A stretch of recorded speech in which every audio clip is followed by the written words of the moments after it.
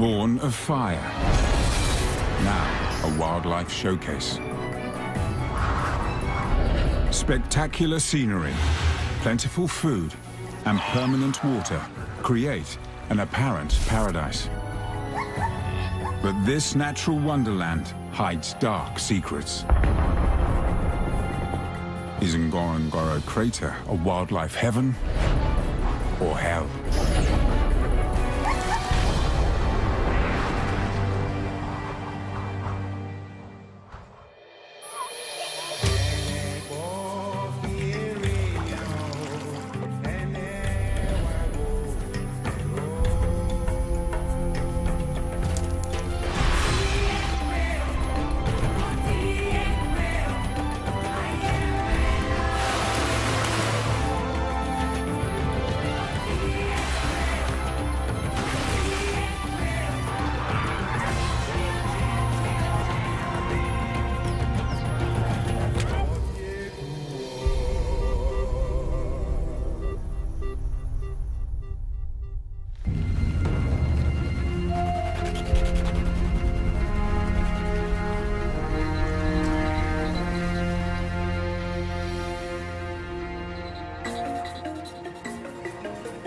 On the edge of the Rift Valley in Tanzania lies a place of unparalleled richness and beauty. Ngorongoro is the largest volcanic crater in the world. And it's home to a superabundance of wildlife. Walls around half a kilometer high enclose a floor over 20 kilometers wide. It's a magnificent natural amphitheater. But is this wildlife cradle also the ultimate natural prison?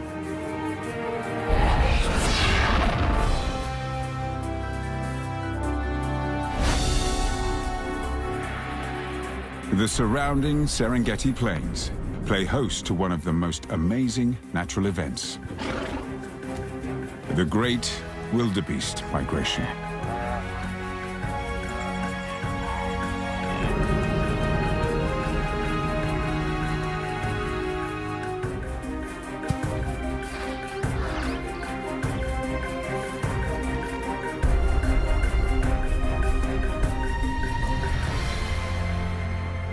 Close by, Lake Manyara's beautiful shores teem with exotic wildlife. And Lake Natron is home to 3/4 of the world's lesser flamingos.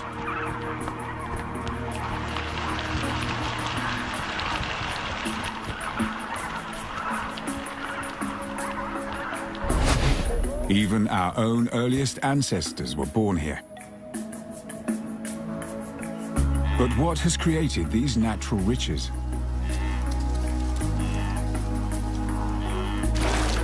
And what happens when nature's generosity becomes a poisoned chalice? What is Ngorongoro? And how was it born? 20 million years ago, the eastern side of Africa began to crack open. Two huge faults moved apart, creating a vast void 45 kilometers wide and nearly 5,000 kilometers long.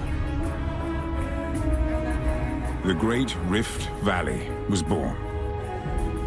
Molten rock forced its way up from below, emerging at the surface in violent eruptions that formed enormous volcanoes.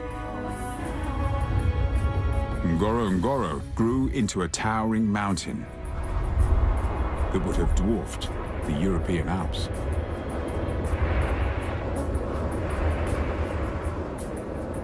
And its death was just as dramatic.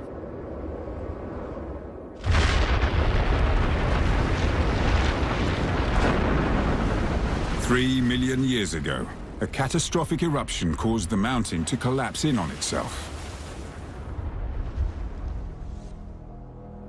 creating the enormous crater we see today. Ngorongoro, the huge hole. Its floor covers 260 square kilometers, and it's over half a kilometer deep. This is the largest crater in the world. The Rift Valley is lined with extinct volcanoes.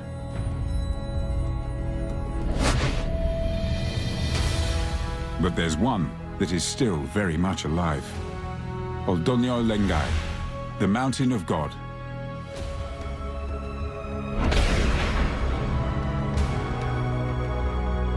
Like Ngorongoro would have done in its day, Oldonyo Lengai still regularly shoots volcanic ash high into the atmosphere. These mineral-rich deposits nurture the surrounding landscape.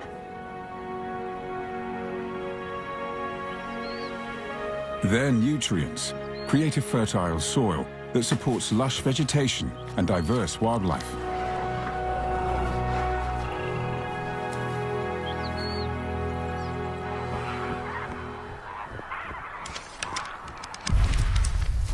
The riches here mean there are more lions per square kilometre than anywhere else in Africa. These 60 lions are split into 4 prides and have a huge choice of prey enclosed within the crater walls.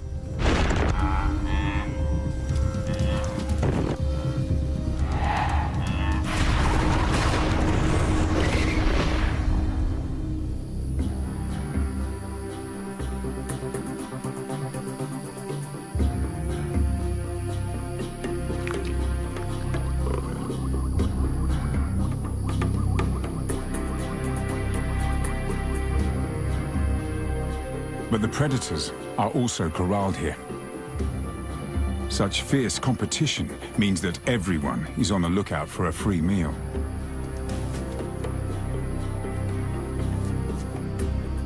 The jackal tries his luck.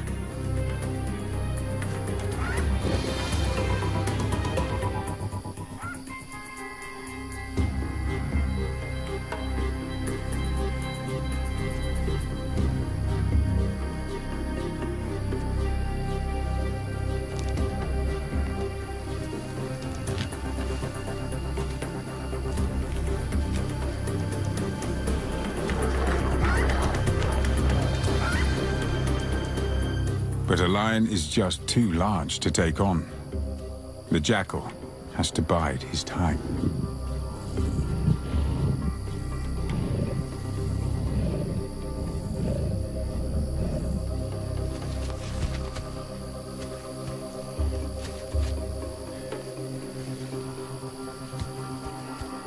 In the end, patience pays off, and the freeloader finally gets his small share of the prize.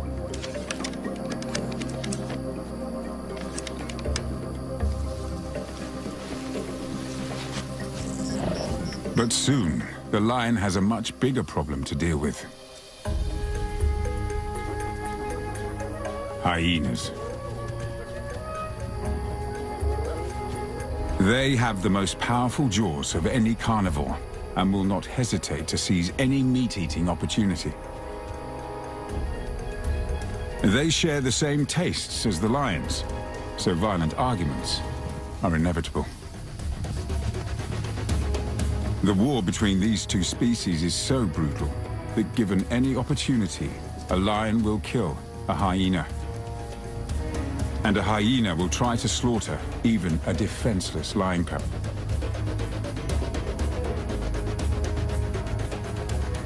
This time, the lions are outnumbered and are forced to give up their precious meal to their nemeses.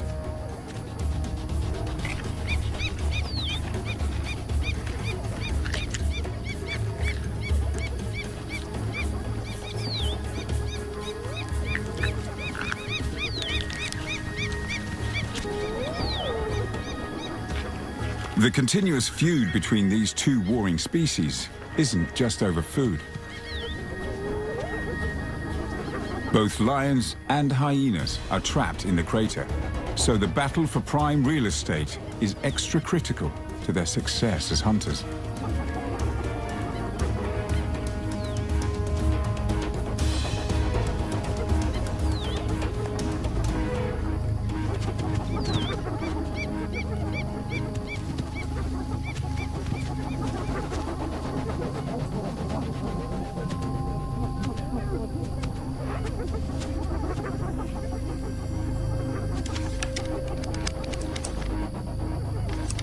But territorial tussles aren't the biggest challenge facing these lions' struggle for survival.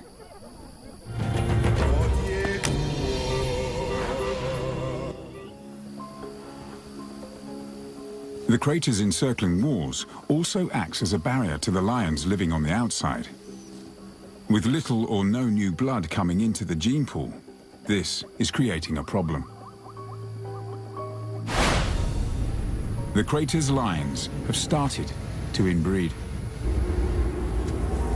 In 1962, the effects of this isolation were dramatically compounded. This was the year Ngorongoro switched from heaven to hell.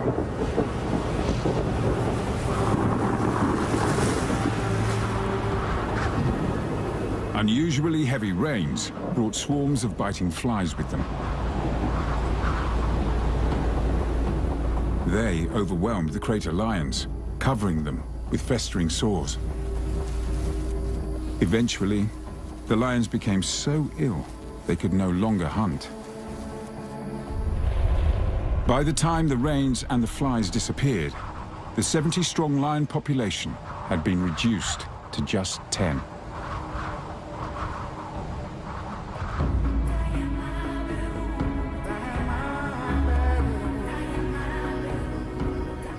Over time, the lion population recovered, but the inbreeding problem continues to weaken their immune systems.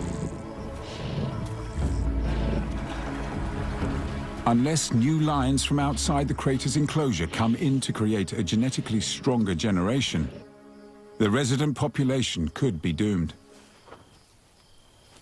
And without lions to keep prey in check, disease could spread through the grazers' populations, reducing their numbers much more than the lions ever could. But just outside Ngorongoro's massive walls, there is plenty of fresh lion blood. These mighty predators face a separate problem. A human barrier stops them from entering this flawed Eden. On the grassy plains encircling Ngorongoro is a tempting year-round meal opportunity.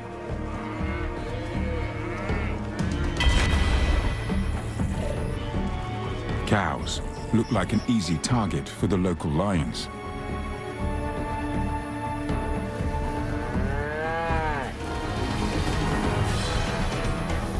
But warriors with razor-sharp 2-meter spears are guarding these herds as they graze on the mineral-rich land.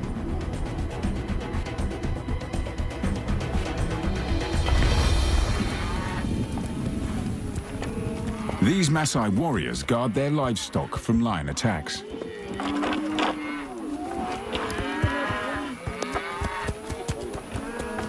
And so prevent them from reaching the crater.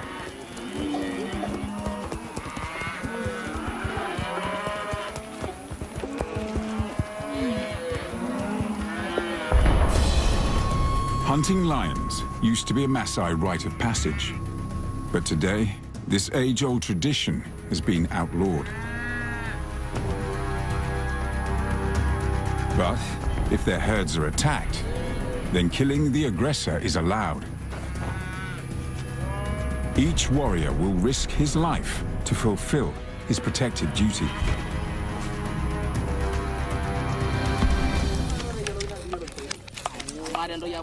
Bravery is highly prized in Maasai society.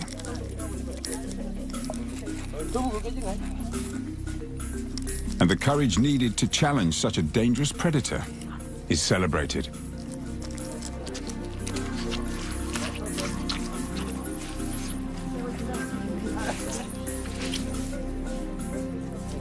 Faces are painted with red ochre. It is the color for war and power.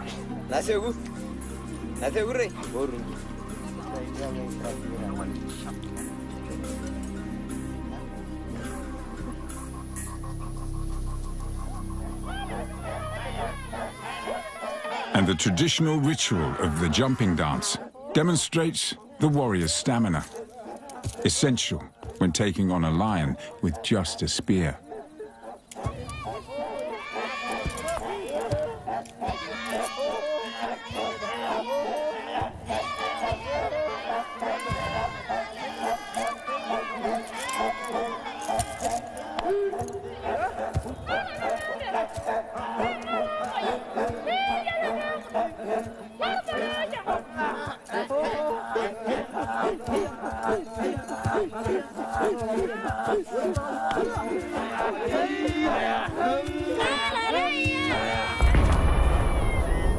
So lions living outside Ngorongoro have learnt to steer clear of the Maasai. That's why they don't meet the potential mates enclosed within its walls. 30 kilometers southeast of Ngorongoro, on the shores of Lake Manyara, is another extremely fertile strip of land. Water percolates through the porous volcanic rock of the Rift Valley's walls and emerges from springs as freshly filtered groundwater that trickles into the alkaline lake. These springs support a flourishing forest. Many animals populate this idyllic garden. This giant wild fig tree alone provides pickings for dozens of animals. Blue monkeys forage high in the canopy.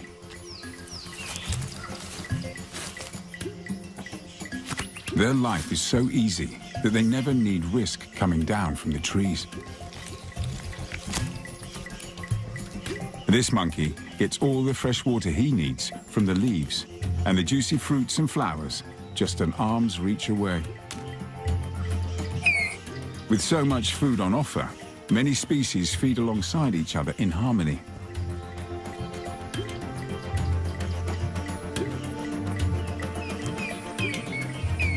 But alpha male baboons rarely need an excuse to throw their weight around. This huge male spends a lot of time and effort fighting his way to the top of his group. So he's keen to remind everyone that he's in charge.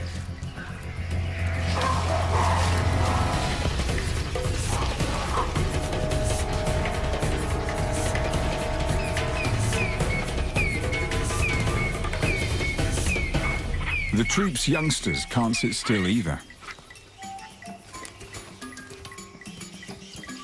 Play fighting isn't just fun, it's also good training to develop the skills they'll need to grow into strong, dominant individuals themselves.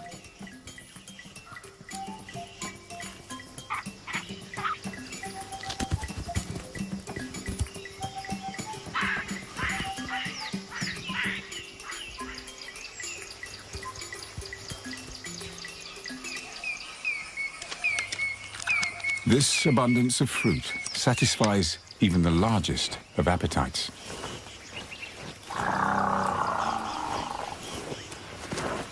Female elephant herds and their calves come here to make the most of the natural riches in the relative safety of the forest.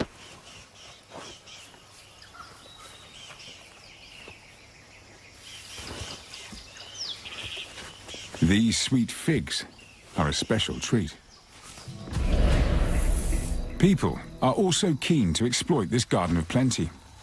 The rich volcanic soils are ideal for cultivation, and this farmer has come from the far side of Tanzania to grow bananas. Fields burst with crops, and banana plantations produce over 1,000 tons of fruit each year.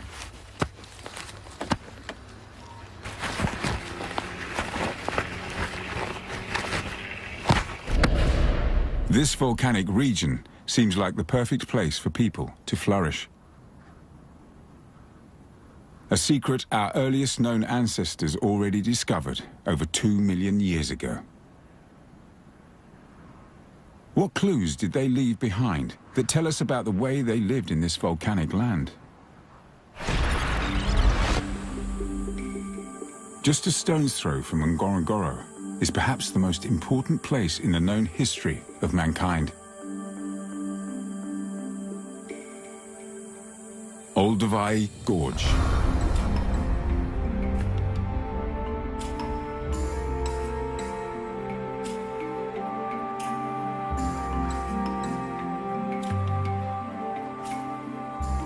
What secrets have been uncovered in this dry and desolate place?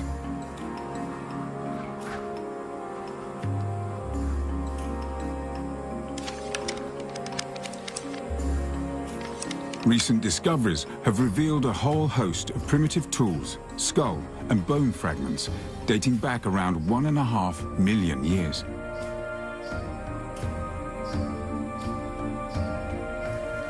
Early human hunters, known as Homo habilis, ruled this vast region for over 500,000 years.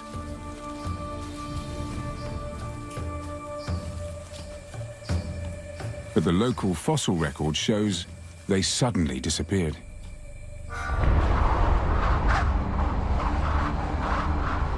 We still have no idea what actually happened to these early humans.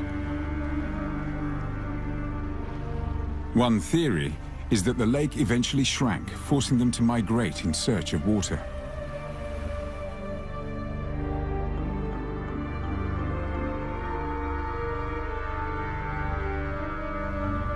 And even today, this is how most wildlife living around Ngorongoro manage to survive.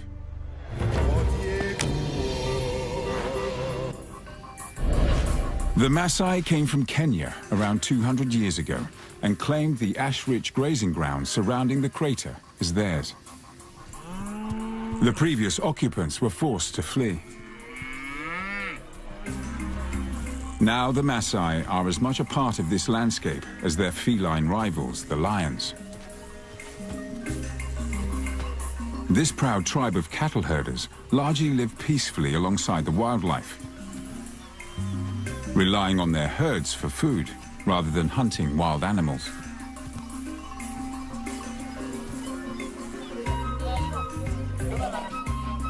Meat, milk, and blood are staple foods, all supplied by their livestock. An arrow is shot at close range to puncture the cow's jugular vein. The blood is caught in a skin gourd. This blood harvest can be repeated every month or so without harming the cow. It may look gruesome, but the blood is both high in protein and strengthens the people's immune system.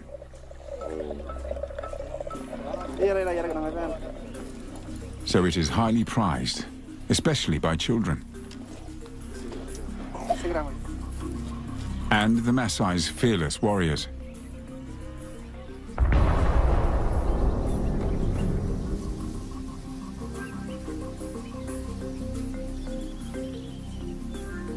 Maasai villages are protected by a strong fence of thorny acacia brush.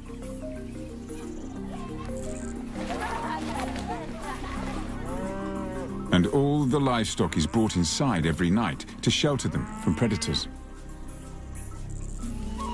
It's the job of the boys to look after the herds.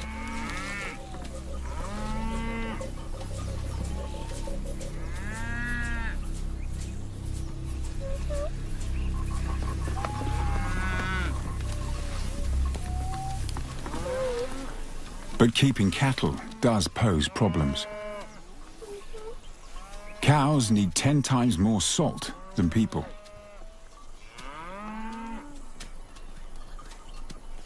Fortunately, this volcanic region provides the perfect solution.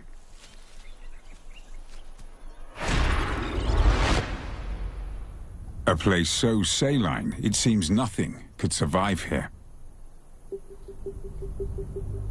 To the north of Ngorongoro lies an alien landscape. It is permanently marked by recent ash deposits from the eruptions of the still active Oldonyo Lengai. But here, the ash doesn't fertilize the land. It poisons it. A shallow salt lake has borne the brunt of the volcano's bitter influence.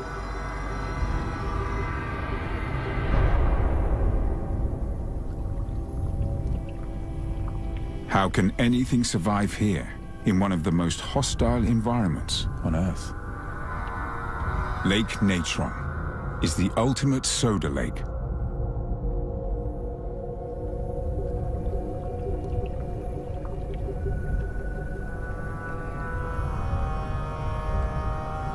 High evaporation rates mean its water rarely gets deeper than 2 meters. It's the most inhospitable body of water in Africa.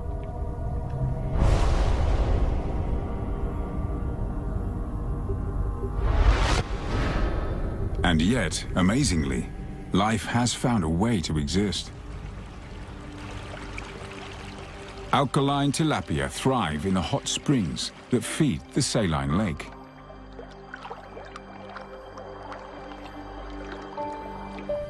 And even these Maasai have found a way to exploit the very minerals that makes this place so hostile.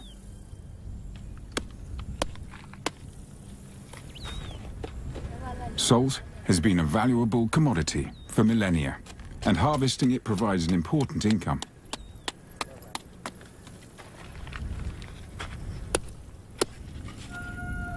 Some of this harvest is given to their precious cattle to satisfy their huge salt requirements.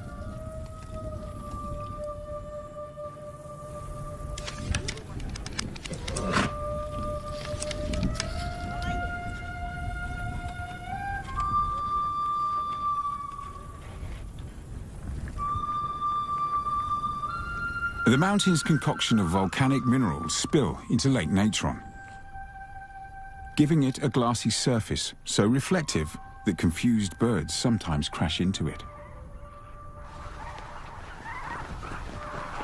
These lesser flamingos gather here in their millions. But how are they able to live in this harsh environment?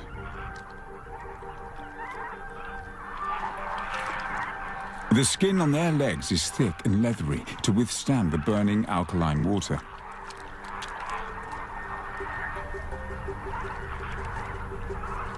And the flamingos feed on blue-green spirulina algae, one of the very few organisms able to survive in the lake's extreme conditions. Lake Natron may be hostile, but it is vital to the survival of the lesser flamingo. 3/4 of the world population breed here. Few predators are willing to risk wading through the sticky mudflats that surround the lake. Fewer still would brave the burning waters to try and snatch a meal. These extreme conditions make Lake Natron a very safe flamingo nursery. These chicks still lack their parents' impressive pink plumage. The color comes from the red pigment found in the algae they eat and takes time to build up. The flocks continuously move between several soda lakes in the Rift Valley, giving the algae in each lake time to replenish.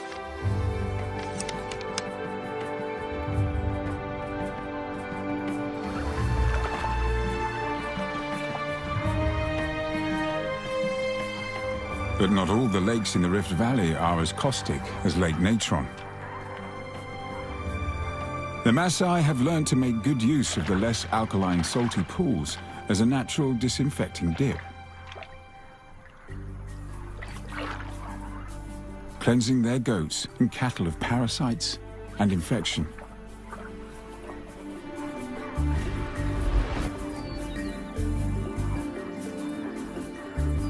Ngorongoro's own soda lake, Lake Magadi, is also one of these flamingo pit stops.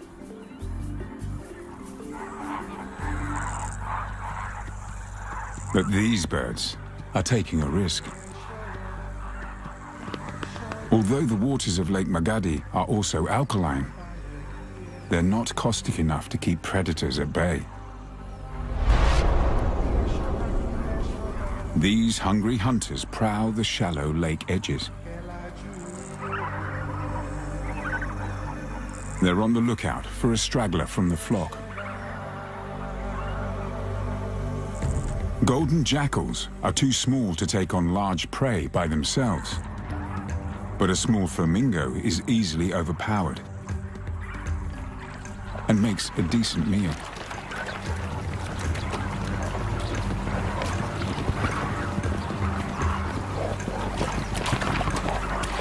But other jackals arrive to muscle in.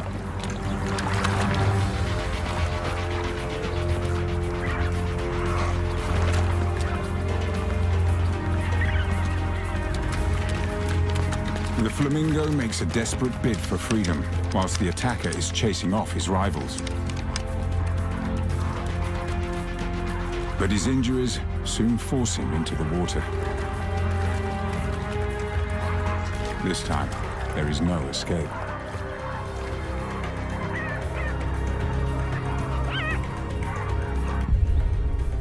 The water in the crater isn't just limited to the soda lake.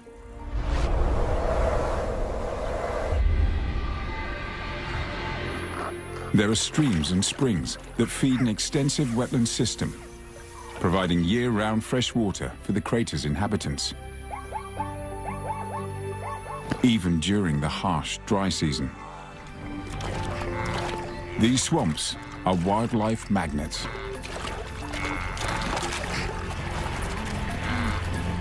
During the dry season, all Ngorongoro's animals come here to drink.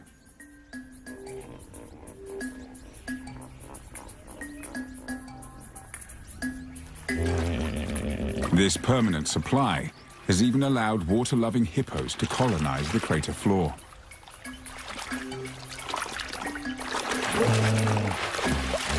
Hippos can't survive without swamps and lakes. Their bodies are designed for living in the water, and they only leave it to graze, usually at night.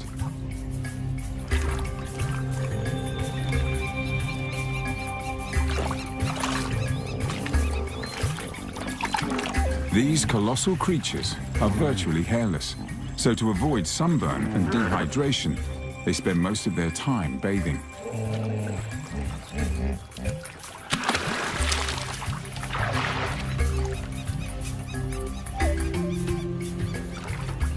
But during the dry season, even the water levels of the Mandusi swamp fall, and it becomes difficult for the hippos to submerge their immense frames.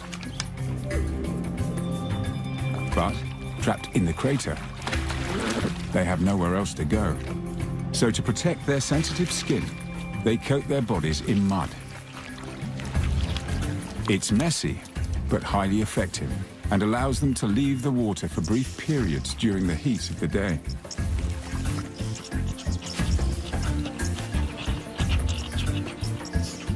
The dry season is also the time for courtship. It's a practical arrangement, ensuring most hippo births coincide with the rainy season's rich grasses.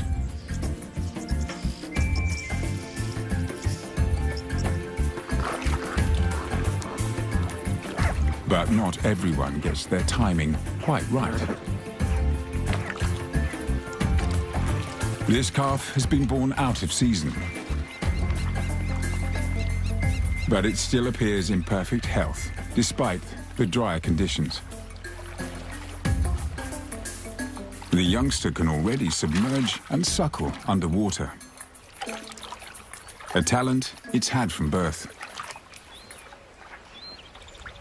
But the laid-back atmosphere in this hippo pool is misleading. Hippos are one of the most dangerous animals in Africa, killing more people every year than any other. Fights are serious and involve slashing each other with their huge teeth. And they won't hesitate to attack any intruder seen as a threat. Despite the danger, virtually all of Ngorongoro's residents must rely on these hippo-dominated swamps for water and approach with caution.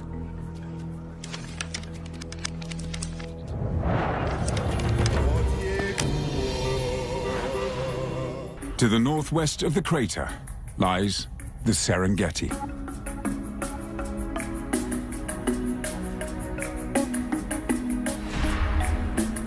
It was formed 3 million years ago when the Ngorongoro crater imploded, covering these plains with thick ash. Further deposits from recent eruptions of Oldonyo Lengai have added to the almost treeless plains.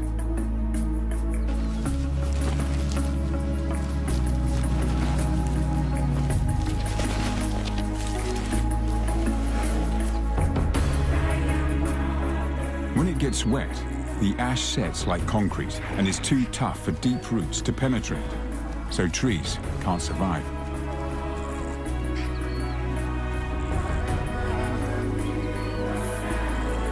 but grasses flourish on the shallow layer of nutrient-rich topsoil and dominate the Serengeti's southeastern expanse. As a result, these plains can support over 2 million grazing animals. Once the southern Serengeti's short November rains have fallen, thousands of grazers flock to these grasslands and the Ngorongoro highlands. They're constantly on the move, forever migrating in search of food and water.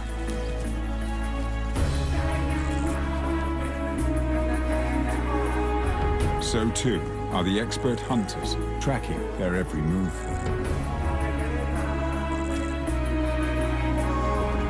This is the Serengeti migration.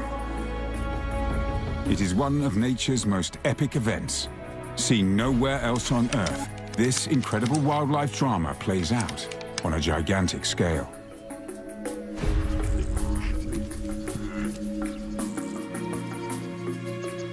Eventually, the grass runs out. The massive herds must continue to follow the seasonal rains in their annual trek from the southern edge of the plains to the north and back again. This is the longest and largest mass land migration on Earth.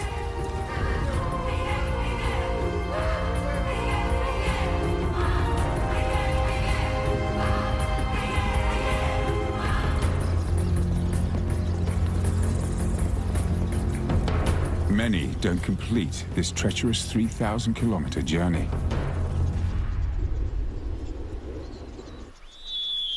Over 250,000 wildebeest alone die along the way. Some from injury, others from exhaustion.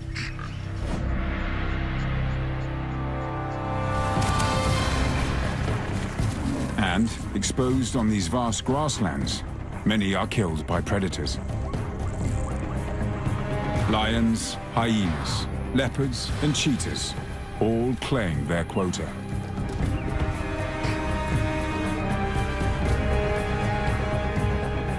The calving season produces thousands of inexperienced young travelers, making life even easier for the plains' hardened hunters.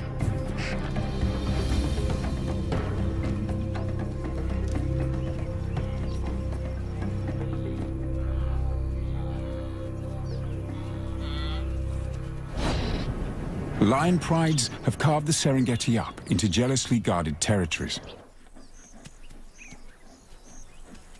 When the migrating herds arrive in a pride's home grounds, a season of plenty begins for the resident hunters. The thundering of millions of hooves signals the herd's approach.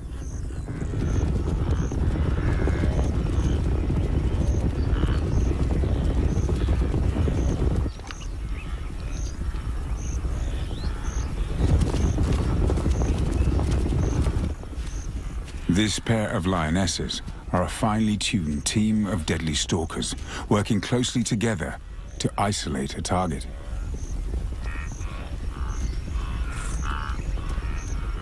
But to go hunting, they have to leave their young cubs behind, hidden in the long grass.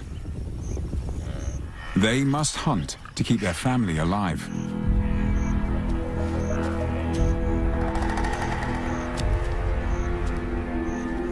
They make a selection and begin to move in on their target.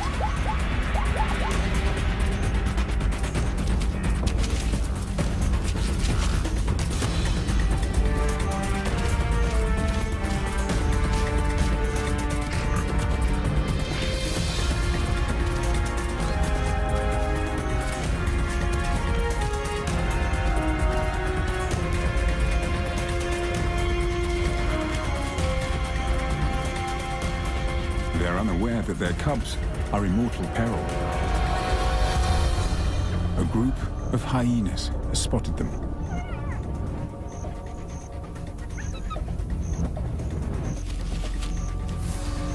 They're easy pickings for their age-old rivals.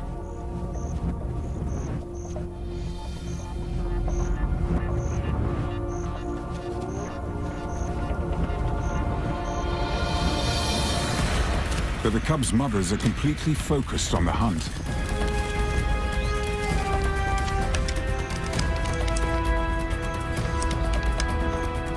All in a split second, the hyenas spot easier prey and change tact. A small wildebeest calf has fallen prey to the mob. It's a lucky escape for the cubs. Meanwhile, the lionesses up the pace of the chase.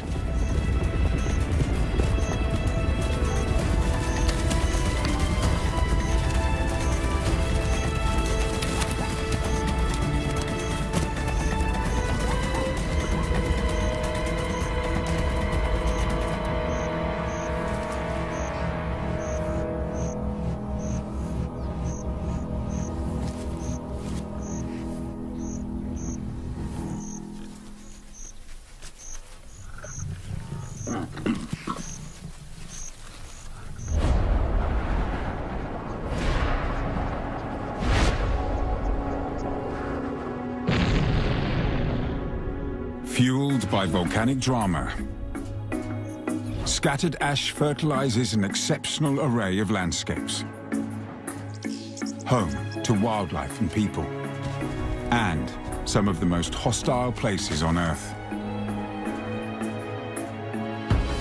The Serengeti's rich plains give on the one hand,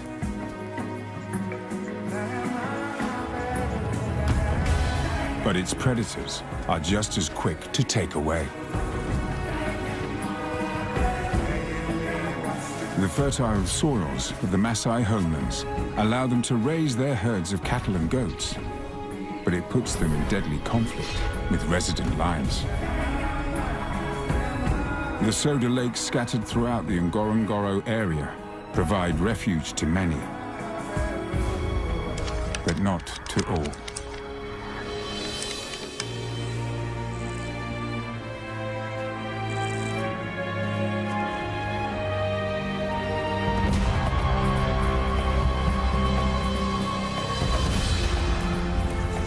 The crater means protection, but also imprisonment.